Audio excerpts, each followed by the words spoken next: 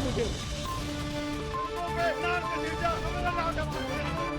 हम पाकिस्तान का किस्मत तब्दील करेंगे। आज ये पाकिस्तान और अवाम एक थे, एक हैं और एक रहेंगे।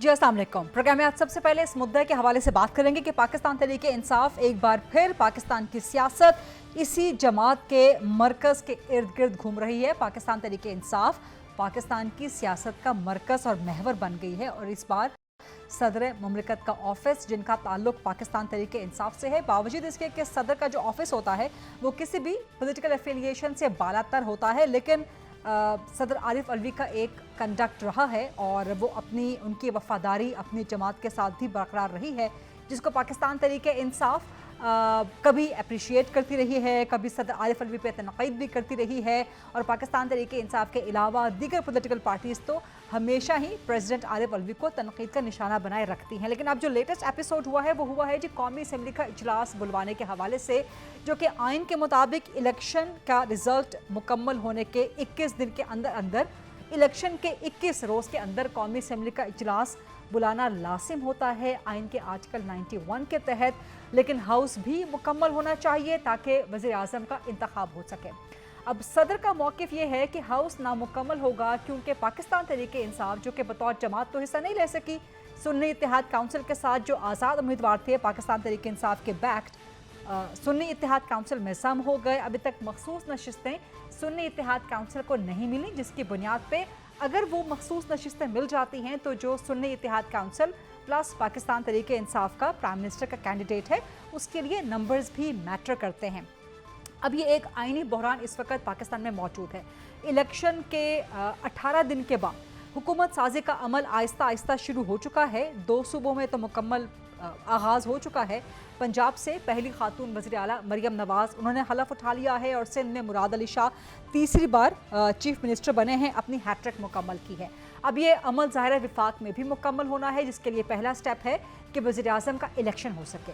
वज़ीर आज़म का इलेक्शन तब होगा जब कौमी असम्बली का इजलास होगा। अब कौमी असम्बली का इजलास सदर ने समरी मुस्तरद कर दी है। अभी जो खबर आ रही है वो ये है कि स्पीकर अज खुद कौमी असम्बली का इजलास बुलाएंगे, नंबर 1। और नंबर 2, जो पाकिस्तान तहरीक इंसाफ का सुन्नी इत्तेहाद काउंसिल का एक कंसर्न है कि हाउस मुकम्मल नहीं है, मखसूस नशिस्तें, तो इलेक्शन कमीशन कल मखसूस नशिस्तों के हवाले से फैसला भी करने जा रहा है। लेकिन क्या पाकिस्तान तहरीक इंसाफ का कंडक्ट, ख़ास तौर पे प्रेसिडेंट ऑफिस का कंडक्ट एक बार फिर अंडर क्वेश्चन आ रहा है? इसी सवाल को लेकर आगे बढ़ेंगे, इस सवाल का जवाब हासिल करेंगे। और जो स्पीकर इजलास तलब कर रहे हैं, क्या उसमें पाकिस्तान तहरीक इंसाफ जो कि सुन्नी इत्तेहाद काउंसिल में ज़म हो चुकी है वो पार्टिसिपेट करेगी? मेरे साथ मौजूद हैं पाकिस्तान तहरीक इंसाफ के सीनियर मरकज़ी सरकर्दा रहनुमा अली मोहम्मद खान साहब। बहुत शुक्रिया अली मोहम्मद खान साहब। और ये जो कौमी असम्बली का इजलास जो कि सदर ने इनकार कर दिया, सदर ने समरी रिजेक्ट कर दी, जो कि आइन के मुताबिक आप बहुत बेहतर तरीके से समझते हैं 21 रोज़ के अंदर बुलाना है ताकि वज़ीर आज़म का इंतखाब हो सके, हुकूमत साजी का मरहला शुरू हो सके। अब स्पीकर इसको बुलाने जा रहे हैं। कल मखसूस नशिस्तों का इलेक्शन कमीशन फैसला भी करने जा रही है। अगर नहीं होता ECP से फैसला तो जो 29 को स्पीकर इजलास बुला रहे हैं, आपकी नज़र में वो कानूनी होगा या नहीं होगा? और क्या पाकिस्तान तहरीक इंसाफ के उम्मीदवार उसमें शिरकत करेंगे कि नहीं करेंगे? बहुत शुक्रिया। बिस्मिल्लाहिर्रहमानिर्रहीम। अल्लाहुम्मा सल्लि व सल्लिम मुबारक अला सय्यिदिना मोहम्मद व अला आलि मोहम्मद।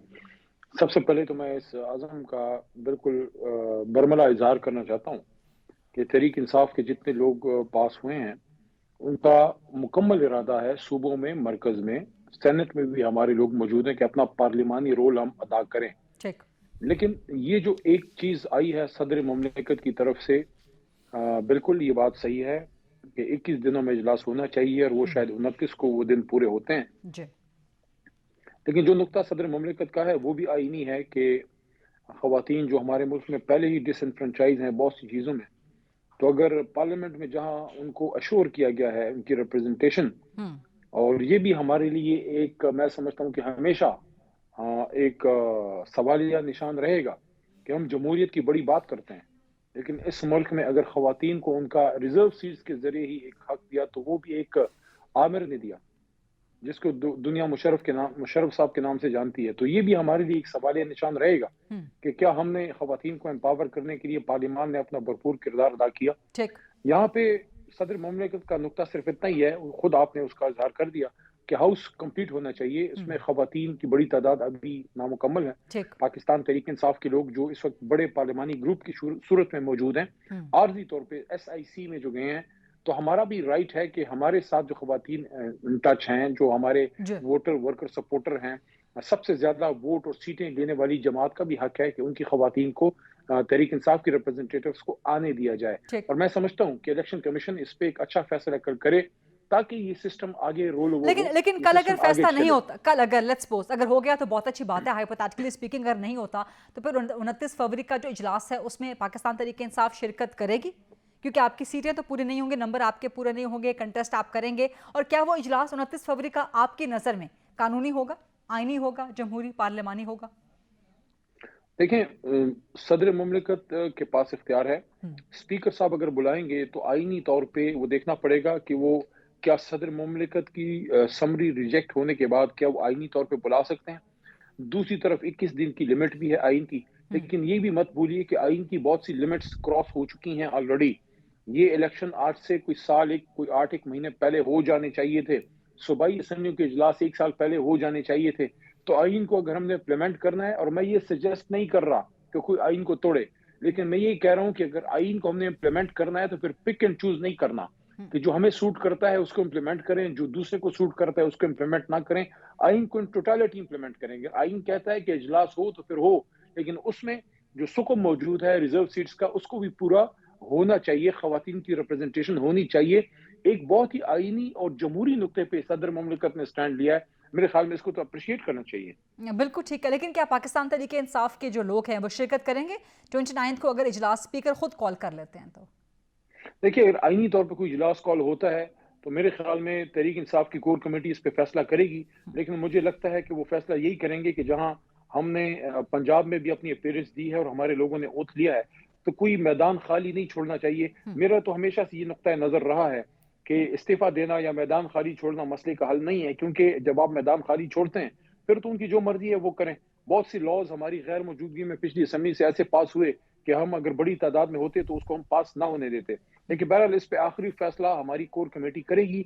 आज भी एक इजलास हमारा हुआ है, कोई 2 घंटे पहले खत्म हुआ है, लेकिन इस पे एक इजलास शायद और करने की जरूरत पड़े, और बीच में मेरे ख्याल में बानी चेयरमैन जनाब इमरान खान साहब से भी इस पे राय लेना जरूरी होगा। अच्छा, ये मैदान खाली छोड़ने वाली बड़ी जबरदस्त बात की आपने अली मोहम्मद खान साहब, क्योंकि आज पंजाब में देखा गया कि पाकिस्तान तहरीक इंसाफ ने, सुन्नी इत्तेहाद काउंसिल ने बिल्कुल मैदान खाली छोड़ दिया।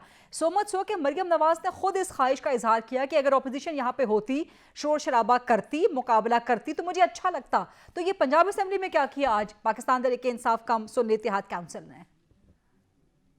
आई डोंट नो, पंजाब में मुझे इंफॉर्मेशन तो नहीं है, मैं कोर कमेटी में था, लेकिन इतला यही आई, और उन्होंने लोकल लेवल पे क्या फैसला किया उसकी मुझे इतला नहीं है। लेकिन मेरी जाती राय यह है कि सियासी कोई भी मैदान, चाहे यूनियन काउंसिल का इलेक्शन हो, कोई भी सीट, कोई भी जगह बगैर कंटेस्ट की खाली नहीं छोड़नी चाहिए। मुझे आज बहुत पुरानी एक बात फरीदा साहिबा याद आई, 2013 की बात है। हमारा एक पुराना ऑफिस इधर होता था, और आई एम टॉकिंग अबाउट शुरू के दिन थे, हम पहली बार इलेक्शन के आए थे, और सदर मुमलिकत का इंतखाब था। मरहूम ममनून साहब अल्लाह उनकी मग़फ़िरत फरमाए, वो नून लीग के कैंडिडेट थे, और हमारी तरफ से जस्टिस वजीउद्दीन साहब जो बहुत बड़े स्टालवर्ट रहे हैं तहरीक इंसाफ के, वो कैंडिडेट थे। इस पे डिस्कशन हो रही थी कि क्या हम बॉयकॉट करें या जस्टिस वजीउद्दीन साहब को पुट करना चाहिए, वो खड़े, वो उसमें मुकाबला करें। तो मुझे याद है कि डिवाइडेड ओपिनियन था। मोहतरम जनाब अपना जहांगीर तरीन साहब की राय ये थी, कुछ और लोगों की कि हमें बॉयकॉट करना चाहिए। आरिफ अलवी साहब जो मौजूदा सदर है, उनकी राय थी, मेरी भी ये राय थी। हमने पुरजोर राय दी कि नहीं, हमें इलेक्शन में हिस्सा लेना चाहिए, और फिर उसमें फैसला हुआ और हमने जस्टिस वजीउद्दीन साहब हमारे पुट हुए, उन्होंने मुकाबला किया। हमें पता था क्योंकि हमारे पास बहुत कम तादाद थी, हम कोई 35 के करीब थे शायद, और मियाँ साहब के पास 2/3 थी, लेकिन हमने एक मुकाबले की जगह रखी। और मुझे ये भी याद है कि फिर उसके अगले दिन जस्टिस साहब की, वजीउद्दीन साहब की मुझे थैंक यू की कॉल आई थी कि आपने इलेक्शन को सपोर्ट किया कि इलेक्शन ठीक लड़ें। ठीक। One last question Ali Mohammad Khan साहब आपसे, पाकिस्तान तहरीक इंसाफ का कंडक्ट मुसलसल इस वक्त भी जेर बहस आ रहा है कि क्या तसादुम का, टकराव का ही कंडक्ट अपनाना है, जैसे कि सदर ने इनकार कर दिया कौमी असम्बली की समरी पे दस्तखत करने के हवाले से। इस वक्त मुल्क में एक आइनी बहरान मौजूद है, फिर IMF को एक लेटर लिखने के हवाले से, तो क्या ये तसादुम टकराव का कंडक्ट ही पाकिस्तान तहरीक इंसाफ अडॉप्ट करेगी? और IMF को खत लिखने वाली जो बात थी अली मोहम्मद खान साहब, क्या आपके नज़दीक वो दुरुस्त है, वो दुरुस्त फैसला था? थोड़ा तफसीली इसका जवाब है, टाइम कम हो, लेकिन मैं चले बात कर लेता हूँ। देखिए, तसादम नहीं, लेकिन भरपूर सियासी अपनी जिदोजहद, चाहे वो एहतजाज की शक्ल में हो, चाहे वो कोई तकारीर हो, कोई लॉ मेकिंग हो, कोई अपना पॉइंट बनाना हो, वहां पे कोई अपना मौक़िफ़ सामने रखना हो, भरपूर सियासी मौक़िफ़, लेकिन अखलाक के दायरे के अंदर, नंबर 1।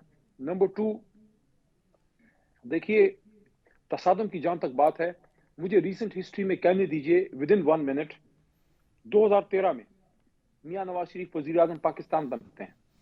हमारे लीडर जनाब इमरान खान साहब मौत और जिंदगी की कशमकश में हैं, हम लोग ऐवान में मौजूद हैं।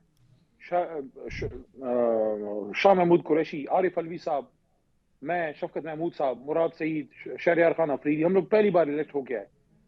हम गए मिलके, बाकायदा हमने हाथ मिलाया और मुबारकबाद दी मियां साहब को वजीर आजम बनने पे। लेकिन 5 साल बाद जब इमरान खान साहब वजीर आजम बनते हैं, अपने आप को बड़े ये लोग संजीदा और पुराने डेमोक्रेट्स कहते हैं, उन्होंने जो इमरान खान साहब के पहले दिन किया, क्या वो तसादम की सियासत थी या वो इस्तेहकाम की? बोलने तक नहीं दिया। दूसरी बात, पंजाब की तरफ आते हैं। एक तो हमारे इस पे एतराज है, मोहतरमा मरियम नवाज शरीफ साहिबा की सीट हम लोग जीत चुके हैं, मैर शराफत जीत चुके हैं फॉर्म 45 पे, लेकिन बहरहाल चूंकि एक प्रोसेस हुआ है उस पर बात करता हूँ। पहले दिन जब मरियम बीबी और ये सारे ओथ ले रहे थे और सिर्फ एज अ MP ओथ लिया जा रहा था, जो नारे उन्होंने लगवाए और जो उन्होंने वहां नारेबाजी करवाई, बड़ी मायूब किस्म की गुफ्तगू अपने लोगों से नारेबाजी करवाई, क्या एक इनकम्बेंट गवर्नमेंट ये करती है? हमने तो ये सुना था, और मैंने पार्लियामेंट्री अफेयर्स के मिनिस्टर के तौर पे हमेशा ये कोशिश की कि हुकूमत मामलात को ठंडा रखती है।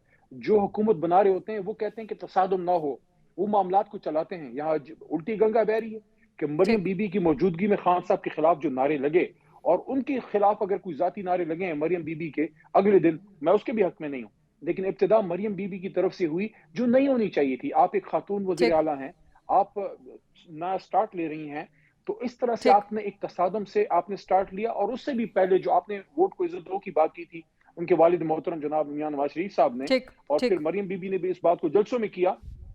हमारी जमात के एक टर्म कोड को, मैं वो दूसरा लफ्ज यूज नहीं करना चाहता, वफादारी चेंज करने वाले शख्स को अपने साथ खड़ा करके तस्वीर बनाई, या आपने वोट को इज्जत दो की पॉलिसी को जो है तरवीज दी। तो ये पार्लिमानी जिंदगी की इब्तिदा कोई अच्छे तौर से नहीं हुई। बहरहाल मेरी दुआ है कि पंजाब असेंबली अपना किरदार अदा करे, वहां हम अपना भरपूर सियासी रोल अदा करेंगे, और मरकज में भी। आपके ये ऑब्जेक्शंस, ये कंसर्न्स बिल्कुल वैलिड हैं, इनको टेकअप करते हैं आगे चल के मुस्लिम लीग नून के साथ। फिलहाल के लिए अली मोहम्मद खान साहब आपका बहुत बहुत शुक्रिया। डिबेट को आगे बढ़ाते हैं और मुस्लिम लीग नून से यही सवाल करते हैं जो पाकिस्तान तहरीक इंसाफ के हैं, कि क्या नून लीग जिस तरह की पार्लिमानी सियासत पंजाब में खासतौर पर कर रही है, या जो बातें अली मोहम्मद खान ने की, क्या ये एक अच्छा आगाज है? इसके अलावा मरियम नवाज ना सिर्फ पाकिस्तान की बल्कि पंजाब की पहली खातून वज़ीर आला बन चुकी हैं, और बड़ी अच्छी तकरीर उन्होंने आज की है जो कि कानों को बड़ी बड़ी भली महसूस हुई है, और सुनने में वो बातें बहुत अच्छी हैं, बड़ी इनकलाबी लगती हैं। लेकिन असल बात यह है कि इन तमाम बातों पे अमल कब होगा?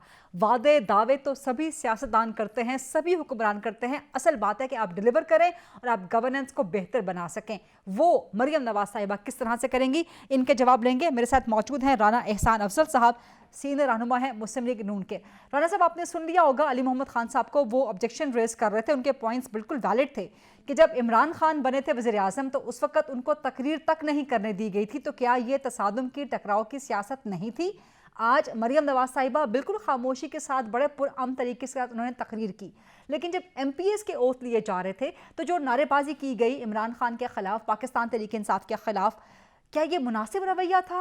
जबकि आज मरियम नवाज ने कहा कि मैं किसी इंतकाम, किसी बदले के जज्बे से नहीं आई, तो ज़बानी दावे कुछ और हैं और एक्शंस कुछ और कहेंगे। बिस्मिल्लाहिर्रहमानिर्रहीम।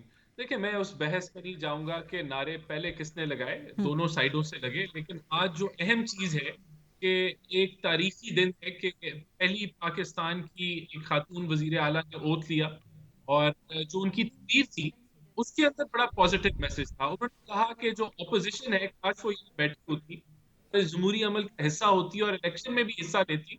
और उन्होंने ये भी कहा कि इस ऑपोजिशन को अगर इसके कोई डेवलपमेंट के काम हुए तो मैं इनकी भी वज़ीर आला हूँ, मैं सिर्फ ट्रेजरी बेंचेस की वज़ीर आला नहीं और इनके साथ ताउन करूंगी और इनको साथ लेके चलूंगी। और बड़ा पॉजिटिव उन्होंने मैसेज दिया कि जो भी ऑपोजिशन के इश्यूज हुए उनको वो रिजॉल्व करेंगे उसी तरीके से जैसे वो अपने मेंबर्स के इश्यूज को रिजॉल्व करेंगी। तो ये इंपॉर्टेंट है कि जो उनका अपना पैगाम था वो क्या था और उनका अपना मैसेज क्या था, तो वो पॉजिटिव मैसेज था। ठीक है, और साथ ही कहा गया कि जी कोई इंतकाम की बदले की सियासत नहीं होगी, तो एक्सपेक्ट किया जाए कि जितने भी पाकिस्तान तरीके इंसाफ के लोग पंजाब की जेलों में कैद हैं कि अब वो रिहा कर दिए जाएंगे, जिनके खिलाफ झूठे मुकदमे हैं वो खत्म कर दिए जाएंगे, क्या यह तवक्को की जाए? देखिए, अगर कोई जेर हिरासत है तो वो अदालतों के पास मामलात हैं। अदालतें जो होती हैं वो आईनी तौर पे आजाद होती हैं, हुकूमत की जो डायरेक्शन है वो नहीं चलती। तो अगर किसी को कोई जेल हुई हुई है, सजा हुई हुई है, तो वो अपने अदालती मामलात को जो है वो हल करेगा, तो वहीं से सोल्यूशन निकलेगा। बहरहाल हमारा पॉलिटिकल विक्टिमाइजेशन का कोई एजेंडा नहीं है। यानी कि मरियम नवाज के दौर में जितने भी पाकिस्तान तरीके इंसाफ के लोग पंजाब की जेलों में कैद हैं वो जेलों में कैद ही रहेंगे जब तक कि वो अपना जो लीगल प्रोसेस है कंप्लीट ना कर ले। नहीं, देखें, पंजाब गवर्नमेंट के पास क्या अथॉरिटी है कि वो जो सजा याफ्ता लोग हैं या जो अंडर ट्रायल हैं या कोई और मामला है उनको जेलों से बाहर निकाल दे? कौन सी अथॉरिटी है पंजाब हुकूमत के पास कि वो जिसको यूज करके लोगों को जेलों से रिहा कर? लेकिन जिस पर झूठे मुकदमे हों या पाकिस्तान तरीके इंसाफ के मुताबिक मुकदमे फ्रिवलस हो, वो मुकदमात क्या खत्म नहीं होंगे, या आप ये एश्योरिटी करवा रहे हैं कि अब आज के बाद से किसी पर कोई सियासी मुकदमा नहीं बनेगा किसी सियासी कारकुन पे? ये देखें, पॉलिटिकल विक्टिमाइजेशन तब होती है जब आप नैब के मिसाल के तौर पे काले कानून को इस्तेमाल करके लोगों को जेर हिरासत ले लेते और 90 दिन जो है वो रिमांड नहीं देते और आप उनको जो वो रेफरेंस भी नहीं उन पे फाइल करते। ये पॉलिटिकल विक्टिमाइजेशन होती है। अगर किसी के ऊपर कोई एलिगेशन है और उसको गिरफ्तार किया जाता है तो वो अदालत से बेल ले सकते हैं। यानी कि आप सिर्फ नैब की बात कर रहे हैं, आप सिर्फ नैब की बात कर रहे हैं, इसके अलावा पर्चे कट सकते हैं, मुकदमात हो सकते हैं, एफआईआर हो सकती हैं, राइट? कोई पॉलिटिकली विक्टिमाइजेशन का कोई पीएमएलएन का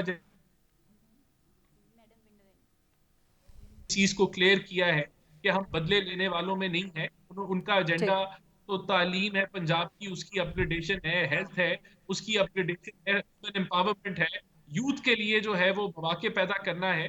तो उनका एजेंडा तो आज पंजाब की तरक्की है, बेहतरी है और इसके अलावा कोई और एजेंडा। और ये बड़ा हैवीली लोडेड एजेंडा है, जितनी बातें की हैं वो सुनने में बहुत अच्छी लगी हैं।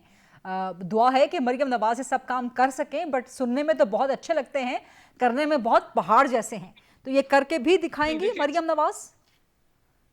देखिए गरीदा, इसमें जो सबसे पहली चीज जो मेरे ख्याल से नोटिस करने वाली है कि वो बुज़दार जब आए थे तो वो क्लूलेस थे और उनको पता भी नहीं था कि क्या बात करनी है। यहाँ मरियम नवाज साहिबा, जिनको बहुत सारे लोग कह रहे थे कि ये कैसी चीफ मिनिस्टर होंगी, ये पहली दफा इतने बड़े मनसब पे आ रही है, उनकी clarity on each and every department, उनका जो प्लानिंग है नजर आ रही है कि उन्होंने अपना होमवर्क किया हुआ है और किसी बगैर तैयारी के नहीं आई और उनकी जो प्रोग्रेसिव सोच है वो नजर आ रही है। तो ये एक बहुत बड़ी तब्दीली है जो पिछले 5 साल पीटीआई के दौर में हमने देखा कि एक अनप्रिपेयर्ड और कह लेंगे अननोन आदमी जिसका कोई प्लान नहीं था, कैलिबर नहीं था, उसको सबसे बड़ा सूबा सौंप दिया गया।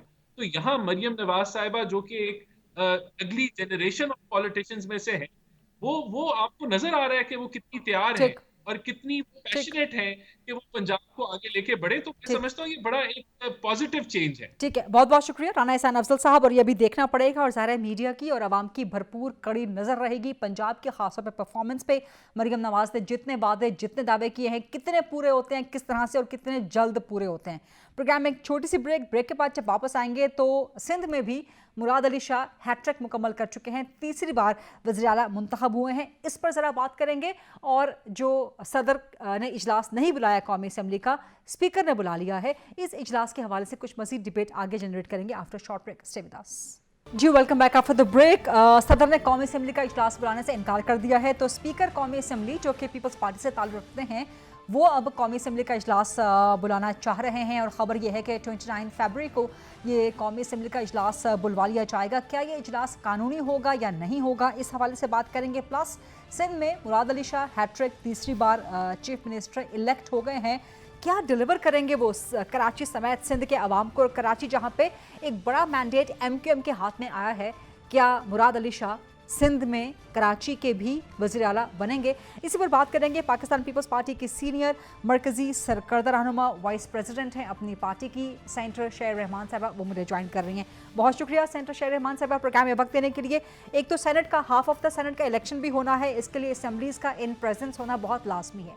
अब सदर ने तो कौमी असम्बली का इजलास बुलाने से इनकार कर दिया है, लेकिन स्पीकर जो कि पाकिस्तान पीपल्स पार्टी के हैं डॉक्टर परवेज़ अशरफ, वो बुला रहे हैं 29 फरवरी को कौमी असम्बली का इजलास। तो ये इजलास जो स्पीकर का बुलाया गया होगा, ये कानूनी होगा, आइनी होगा, पार्लिमानी होगा?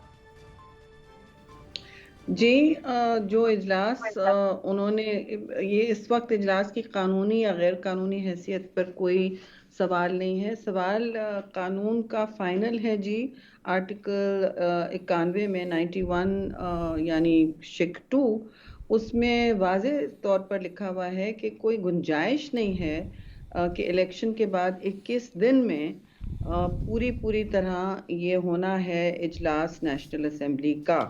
उनको बीच में उसके कोई अभाव नहीं है, कोई सवाल नहीं उठ सकता कि जी इसको आगे कर दें, ये बल्कि पीछे ज़रूर हो सकता है, लेकिन 21 दिन के आगे ये जा नहीं सकता। तो इसका मतलब है 29 तक ये इजलास होना ही होना है। एंड इसका मतलब ये है कि जो इस वक्त सदर मुमलिकत कर रहे हैं वो फिर शायद आइन शिकनी के मुर्तकिब हो सकते हैं, मगर फ़ायदा भी कोई नहीं, क्योंकि ये इसके बाद जब पूरा वक्त पूरा हो जाएगा, ये इतना लॉक्ड इन है टाइम शेड्यूल आइन के अंदर कि वो स्पीकर के हाथ में आ जाएगा मामला, आउटगोइंग स्पीकर, और वो फिर ये इजलास बुला के कार्रवाई आइन के मुताबिक आगे चलाएंगे।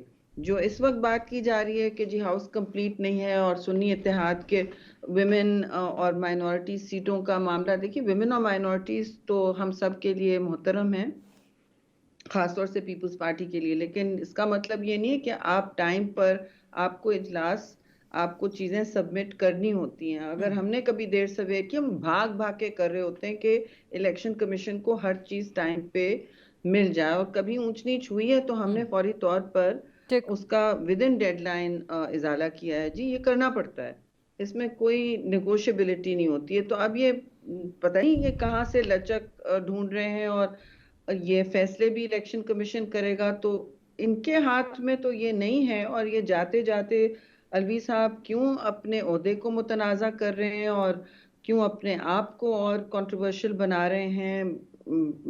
एज सदर पाकिस्तान उनको इस वक्त अपनी जमात के बजाय आइन और कौम का सोचना चाहिए कि किन मराहिल से निकल के आया है पाकिस्तान, और कितनी मुश्किल से ये इलेक्शन हुआ, जो आप देख रहे हैं, सुन रहे हैं, जो एलिगेशंस हैं। लेकिन शारी साहिबा, जो सदर का पॉइंट ऑफ व्यू है वो भी आईनी है कि जब तक हाउस कंप्लीट ना हो तब तक इजलास नहीं बुलाया जा सकता, तब तक कैसे वजीर आजम का इंतखाब हो सकता है? ये भी तो एक आईनी मैटर है ना। तो कौन से आईनी मैटर को फौकियत हासिल होगी कि 21 डेज के अंदर यह हाउस कंप्लीट होना चाहिए? Because Pakistan Tehreek Insaf cum SIC Sunni Ittehad council, उनकी प्ली ये है कि जब हाउस कंप्लीट होगा तो ही वजीर आजम का इंतखाब हो सकता है ना, ताकि तमाम फरीक़ैन को इकट्ठा मौका मिले।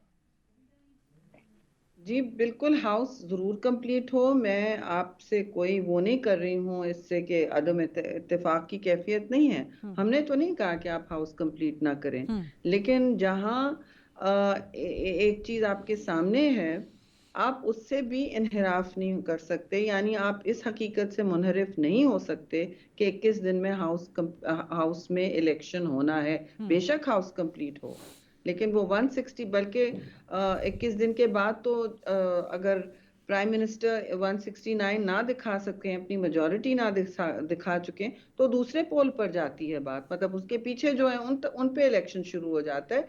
इतना आइन वाजे है। तो सदर का काम नहीं है जी, मैं ये कह रही हूँ, मेरी आपसे मुअद्दबाना गुजारिश है कि सदर का काम नहीं है ये करना। ठीक है सेंटर शेर रहमान साहब, कुछ मजीद सवाल भी आपसे करने हैं, पर एक छोटी सी ब्रेक लेते हैं प्रोग्राम में। ब्रेक के बाद वापस आते हैं, कुछ मजीद सवाल कंटिन्यू करते हैं विद शेर रहमान साहब। Stay with us. जी welcome back after the break. इस आईनी शिक को पूरा किया जा रहा है कि 21 डेज के अंदर इलेक्शन हो, तो हाउस कंप्लीट नहीं है, ये आईनी शिक भी तो महरूम हो जाती है ना। तो अगर दूसरी आईनी शिक को महरूम रख के वज़ीर आज़म का इंतखाब करवा लिया जाता है, तो उसकी लीगल अथॉरिटी और उसकी मॉरल अथॉरिटी क्या होगी? बिकॉज इन दैट केस जो दूसरा फरीक है पाकिस्तान तहरीक इंसाफ कम सुन्नी इत्तेहाद काउंसिल, वो कह सकता है कि जी आपने जोर ज़बरदस्ती से एक गैर कानूनी इजलास बुलाया, हाउस कंप्लीट नहीं था, धांधली से आपने वज़ीर आज़म मुंतखब करवा लिया। गरीदा, इसमें धांधली का कोई मैं समझती हूँ जगह नहीं है, ना होनी चाहिए। मैं समझती हूँ कि हाउस, फिर मैं आपसे कहूँगी, ये मैं एक अलग बात कर रही हूँ। अब ना नून लीग की जिम्मेदारी है सुन्नी इत्तेहाद एज PTI का हाउस कंप्लीट करें, उनके नंबर्स लाने के लिए। होता ये है जब नॉर्मली हाउस कंप्लीट हो जाता है, इसके भी सामने तरीकेकार हैं। जब अगर किसी ने नहीं फाइल किया टाइम पे, तो वो लिस्टें फिर खुलती हैं और जो दूसरी पार्टियां हैं उनकी लिस्टें भरती जाती हैं।